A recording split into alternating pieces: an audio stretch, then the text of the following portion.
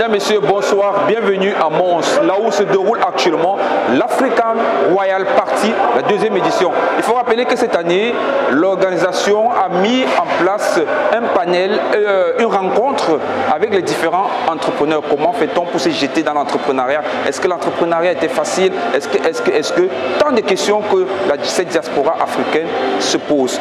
Et Black Muse, par rapport à son concept African Royal Party, a organisé une rencontre d'échange avec ceux qui sont déjà pionniers dans ce métier, les entrepreneurs qui ont réussi, qui font du coaching.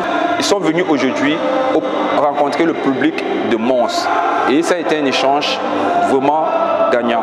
Donc, je vous laisse comme ça regarder le documentaire. Bitch, ça fait très longtemps que j'y pense à comment se mettre bien. Moi, j'ai pas ton élan. N'écoute jamais les on-dit, ceux qui jactent n'ont pas vu la vie au travers de ton monde. J'ai beau parler dans leur langue, mais faut croire qu'ils n'entendent que le langage de la violence. Je me faufile en balle sur les mains, tu m'as pas vu bégayer quand fallait passer le lent. Sans caracher quand t'as négro, j'ai choisi mes modèles, c'est fiable comme un moteur allemand. L'indé sans cara, sans chicot, et je fais qu'écro bien plus que les grands de tes grands. J'étais ma pas, ils sont pas concentrés, j'attends pas la passe, ils peuvent pas s'entrer. Ça c'est une très belle question, Marcel. Ça me rappelle l'intervention que j'ai eue dernièrement dans l'école de Diane. Lorsqu'on fait un sondage comme ça à l'arraché et on dit où est-ce que, en tant que professionnel, on se projette dans les 5 prochaines années, dans les 5 prochaines années, donc avant 2030, près de 9 personnes sur 10 se voient en tant qu'entrepreneurs. Et ce qui est tout à fait en ligne en fait avec les études qu'on observe aujourd'hui. La plupart des professionnels, la plupart des personnes que nous sommes, on souhaite en fait reprendre notre destin professionnel en main. Chacun, bien évidemment, avec ses valeurs. Et ça me permet en fait de souligner cet aspect en fait de succès. C'est qu'au fond, c'est quoi le succès en fait personnel? Chacun a sa définition du succès et on le voit en fait au quotidien lorsque nous travaillons avec des professionnels. Il y a certaines personnes, pour eux, le succès, c'est tout simplement être libre, avoir leur petite activité, être avec leur famille. D'autres, c'est juste voyager. D'autres, c'est avoir une entreprise qui est valorisée à 1 milliard. D'autres, c'est juste le bien faire. D'autres, c'est travailler depuis le chez soi, avec le télétravail qui s'est généralisé. Et maintenant, on fait un retour en arrière. En soi, je dirais, en fait, pour ce que je retiens, c'est laissons chacun avoir sa définition de succès et respecter chacun. Mais essayons juste, du moins j'essaie d'être juste une personne en fait avec des valeurs. Donc j'essaie juste d'être au clair avec moi, avec ma personne. Aujourd'hui je suis entrepreneur, j'essaie de résoudre un problème qui me tient à cœur avec mon équipe. Est-ce que d'ici 5, 10, 20 ans, je serai toujours entrepreneur? Ça, je ne sais pas vous dire. Est-ce que je finirai entrepreneur? Oui, 150% oui. Malgré les hauts et les bas, malgré les difficultés, le fait de perdre beaucoup d'argent parfois, oui, certainement, notamment par rapport au fait qu'on se sent beaucoup plus libre de ses actions, de son temps. Certainement aussi parce que ça correspond à ma personne. Je crois que tout le monde ne peut pas être entrepreneur. J'ai une petite sœur avec laquelle j'ai commencé à travailler sur Oligne en 2016. Aujourd'hui, elle a préféré continuer dans un autre chemin. Tu te souviens de ma sœur? Voilà, elle est toujours là près de moi, c'est ma sœur, mais elle n'est pas entrepreneur. Donc il faut se connaître. Tout le monde ne peut pas être entrepreneur. Ça demande beaucoup d'efforts, voilà. Ça demande beaucoup de sacrifices. Donc dans mon cas, oui. J'aimerais aussi dire, quand on parle de liberté, que dans tout mon parcours entrepreneurial, j'étais tombée une fois, j'avais fait une formation et il y avait la femme de Robert Kiyosaki qui était là, conférencière. Et au cas où ceux qui ne connaissent pas le couple Kiyosaki, c'est en fait, il y a Robert Kiyosaki qui est l'écrivain d'un livre très célèbre qui s'appelle Père riche, Père pauvre. Et dans ce livre-là, il parle du cadran entrepreneurial, j'ai oublié le nom exact, mais en parlant tout à l'heure j'entendais du succès, etc. Je me suis dit, tiens, ça me rappelle le cadran. Et il y a différents stades. Et en fait, la personne commence par être un employé, donc à ce moment-là, il a un job. Puis après, il est self-employed, donc c'est un peu l'indépendant complémentaire a toujours un job, il s'est créé un business qui en fait est un peu comme un job qui lui prend tout son temps et toute son énergie. Et puis, il devient un business owner. Ça, c'est peut-être l'étape où on est à peu près tous. Business owner avec une entreprise, avec des gens qu'on paye. Alors moi, j'ai choisi le freelancing. Certains embauchent. Maurice l'a fait. C'est vraiment ce côté business owner. Alors là, on a un petit peu plus de temps parce qu'on délègue beaucoup. Mais voilà, on est toujours beaucoup impliqué dans l'entreprise. Et puis, il y a le dernier stade du cadran, c'est l'investisseur. Et c'est vraiment quand on devient investisseur qu'on peut vraiment avoir cette liberté, je pense. Alors, on a toujours l'esprit occupé par ces entreprises, mais quand on fait de l'investissement, alors je pense qu'on multiplie cette possibilité d'être libre et de pouvoir continuer à être entrepreneur, sinon alors on retourne dans le schéma de l'emploi. Voilà, ou alors self-employed, ou alors salarié. Et c'est pas un mal, encore une fois, parce que être salarié, ça permet beaucoup de choses. J'expliquais que moi, je fais de l'immobilier, donc je suis un petit peu dans tous les cadrans en même temps. L'immobilier, par exemple, est très très porteur, parce qu'une fois qu'on achète plusieurs résidences pour investir, et qu'après on fait sa résidence principale, on n'a quasiment plus besoin de travailler. Donc voilà, il n'y a pas de mauvais cadran, mais il faut se connaître. Et si vous voulez être entrepreneur, je vous le souhaite. En tout cas, moi, c'est ce que je vais continuer à faire. On l'est parce qu'on entreprend déjà depuis quelques années, et je pense qu'on a franchi une série d'étapes. Alors si aujourd'hui on est serein, c'est peut-être parce qu'on est déjà à une certaine étape de notre parcours, et je pense qu'on peut se réjouir de ce qu'on a fait. Si on revient 10 ans en arrière, je pense que je ne serais pas aussi serein qu'aujourd'hui. Maintenant, pour parler de l'aspect financier, il y a plusieurs choses à dire. Vous avez évoqué la levée de fonds, ou en tout cas la possibilité de trouver de l'argent. Moi, j'ai coutume de dire il y a plusieurs manières de trouver de l'argent. Bon, il y a des moyens classiques. On peut aller voir un banquier, par exemple. C'est souvent ce qu'on conseille. D'ailleurs, ils sont très agressifs dans leur communication. Les banques sont très agressives dans leur communication. Il y en a même qui se targuent d'être la banque des entrepreneurs. Elles le disent toutes, mais elles sont toutes banques des entrepreneurs. Alors, on sait très bien qu'une banque soutient très peu les entrepreneurs. Pour être soutenu par une banque, il faut être prêt à engager quelque chose qui a une réelle valeur. Généralement, votre maison, en fonction des fonds que vous souhaitez obtenir, même s'il existe, encore une fois, des outils publics qui vous permettent de faire appel à de l'investissement, à un complément d'un emprunt bancaire. Enfin, il y a une littérature assez riche que vous trouvez facilement sur Internet pour financer un projet entrepreneurial de manière classique. Sinon, vous avez évoqué le mot start-up, et c'est vrai que c'est assez courant dans les start-up de lever des fonds. Alors, on peut le faire dans son entourage, autour de soi, tout simplement. On peut motiver son réseau direct. Et moi, j'ai coutume de dire que si votre voisin, votre frère, votre père n'est pas prêt à risquer quelques billets dans votre projet, ça va être difficile de convaincre des kidam ou des inconnus.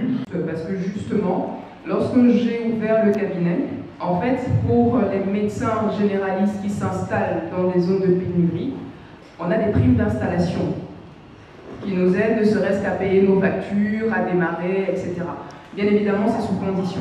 Mais lorsqu'on s'installe dans une zone de pénurie, en fonction de la zone, en fonction du niveau de pénurie, en fonction de si c'est Bruxelles ou si c'est de la Wallonie, il y a des primes d'installation qui varient. À ce moment-là, c'était de 25 000 à 30 000 euros de primes d'installation. Et donc, quand on s'installe dans les 5 années qui suivent la fin de notre installation en tant que jeune médecin, on bénéficie de ça, à condition de rester dans la zone et d'exercer là pendant 5 ans aussi. Donc, ça c'est pour le secteur médical. Mais si on ne sait pas, si on ne se renseigne pas, ce sont des informations qui sont actualisées chaque année. Chaque année, parfois, le montant varie, les zones varient. Donc, il faut se renseigner, il faut demander. Souvent, les courtiers sont au courant des informations. Ils donnent toutes les informations, d'où l'intérêt de bien s'entourer. Mais en ce qui concerne le domaine médical, des aides existent pour les installations des jeunes médecins.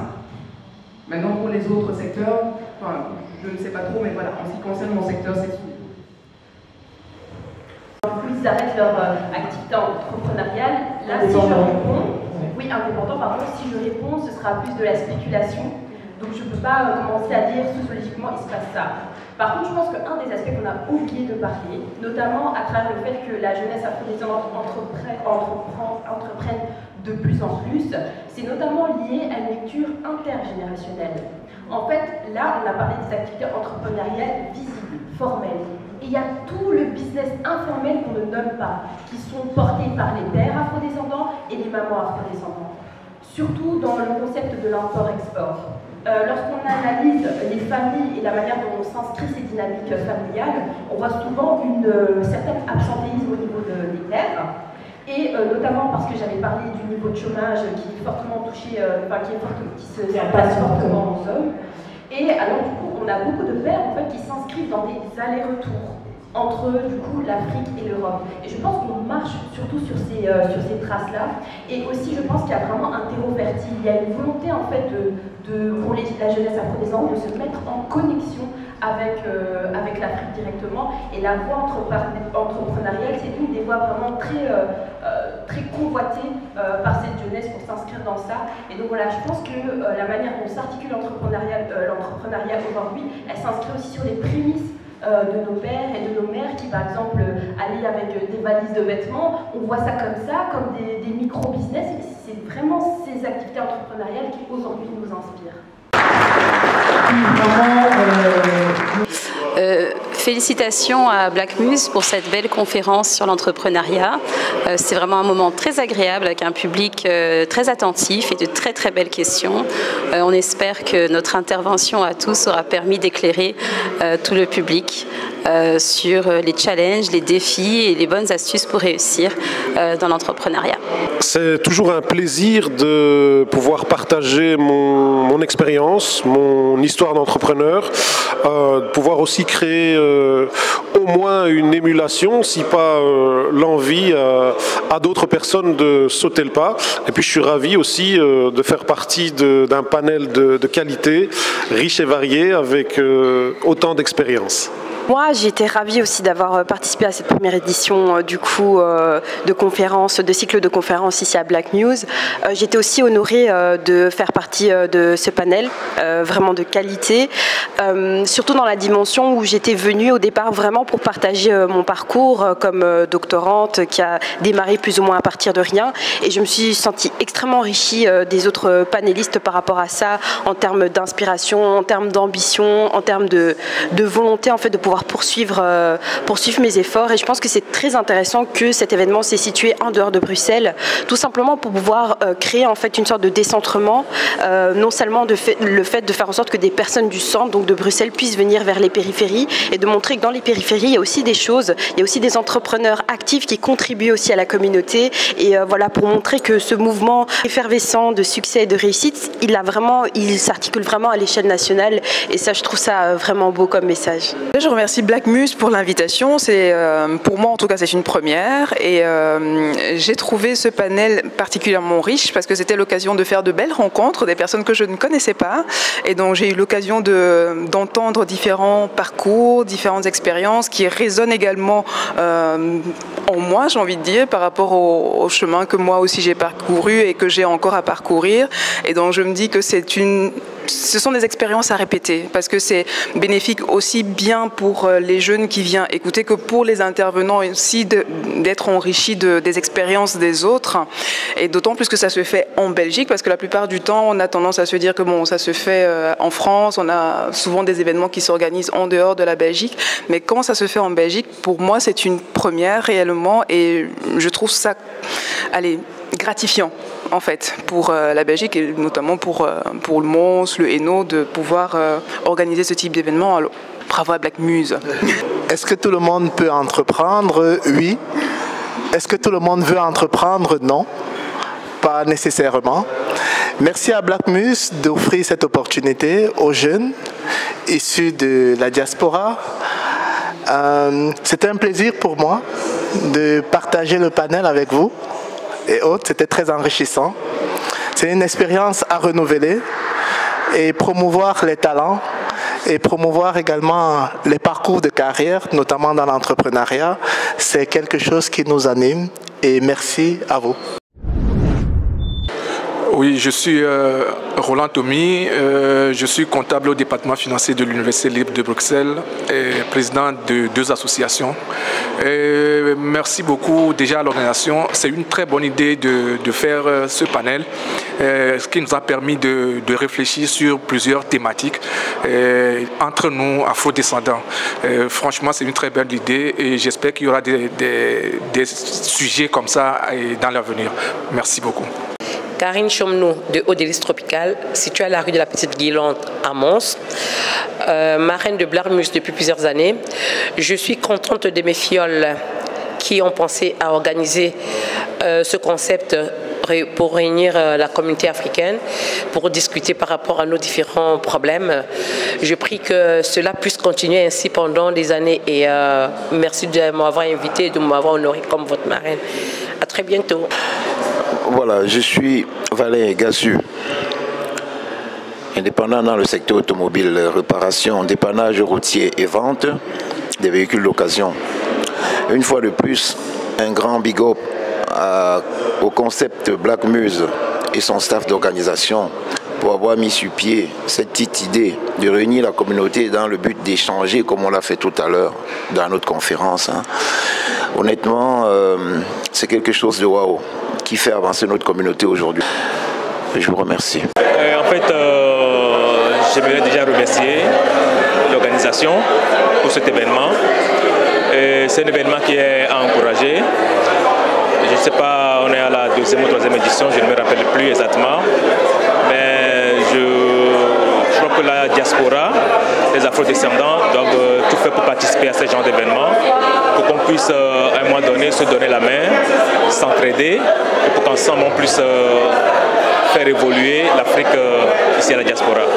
Merci.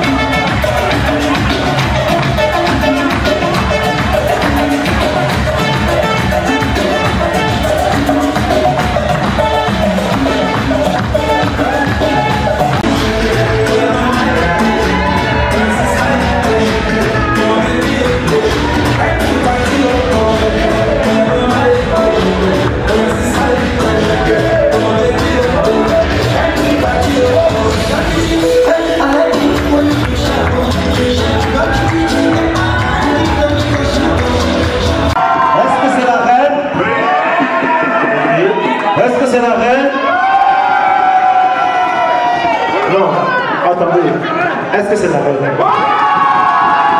Est-ce que c'est la reine? Est-ce que c'est la reine? Bon,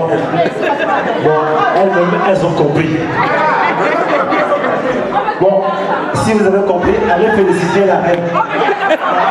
Voilà. On les applaudit, mesdames et messieurs.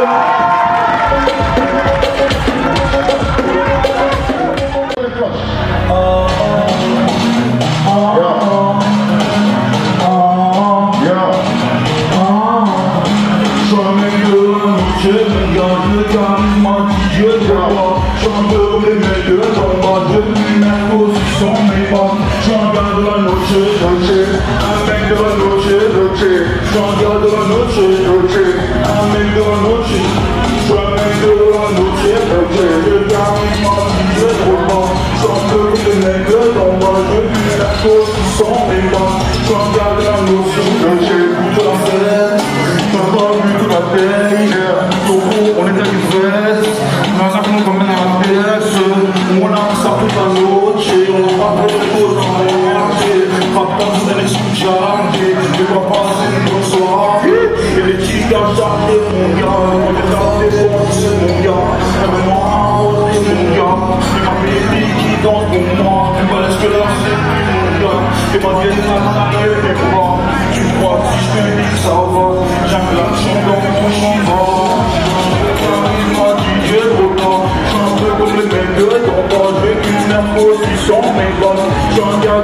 noche, un mec de la noche, Jean-Pierre de la noche, un mec de la noche, Jean-Pierre de la noche, mon gars, je t'arrive, moi qui est trop loin, j'en peux plus mettre en moi, je vis narcos qui sont mes potes, Jean-Pierre de la noche, un mec de la noche, Jean-Pierre de la noche, un mec de la noche, Jean-Pierre de la noche, un gars de la noche, Jean-Pierre de la noche, un mec de la noche, un mec de la noche, mon gars, je t'arrive, moi qui est trop loin, j'en peux plus les mecs de ton moi, je vis narcos qui sont mes potes, Jean-Pierre de la noche, un mec de la noche, Jean-Pierre de la noche, un mec de la noche. Match pas trop au début de la soirée, parce que pour le moment vous m'aimez encore, après vous allez danser jusqu'à transpirer ici là. Vous allez bien? Oui. Content d'être parmi mes frères. Ici là, je peux parler comme je parle souvent. Parce que mon frère, à l'école, au travail, mon frère, articulez s'il vous plaît. Est-ce que vous pouvez articuler? J'articule comment? Je suis où? Moi je parle comme ça sort comme ça sort. Est-ce que vous allez bien les chauds et les chaudes de tonton et tantine? Moi je me suis battu, j'aime le... J'ai mis... Personne ne m'aide. Moi c'est Ami Dupuis. Oui, je m'en fous même si c'est pas vrai. Je suis entrepreneur. Depuis l'âge de 6 ans, j'entreprends. Depuis l'âge de 6 ans. J'ai acheté mon premier sac de riz à l'âge de 7 ans. Je vendais par kilo. C'est comme ça qu'à l'âge de 8 ans, j'ai acheté le camion pour livrer. Oui, on a dit qu'au pays, c'est l'entrepreneuriat. L'État ne peut rien faire pour nous. Donc il faut se battre. Je me suis battu. J'ai commencé par le lait même. Je volais un peu le lait à la maison, un peu, j'attachais dans les sachets. Je livrais ça à mes amis à l'école. Il y avait les bonbons à mon école. C'est pas qu'on avait les moyens de payer, c'est mon oncle qui payait. Ma mère m'envoyait chaque année en vacances chez mon oncle. En rentrant, il payait.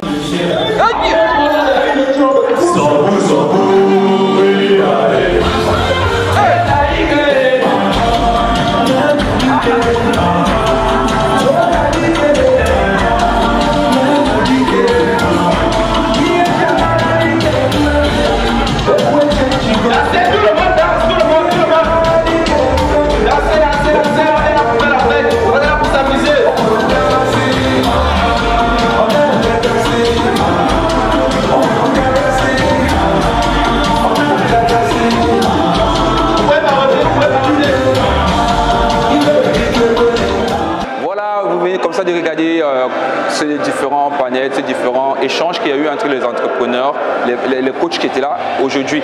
Et sans oublier que Africa Royal Party, c'est aussi de l'after, des gens qui sont venus s'amuser, qui sont venus aussi vraiment élégants. Il faut rappeler que le concept de cette soirée, c'est d'élire le roi et la reine de l'événement. Rendez-vous la semaine prochaine pour une autre émission. Ciao, ciao.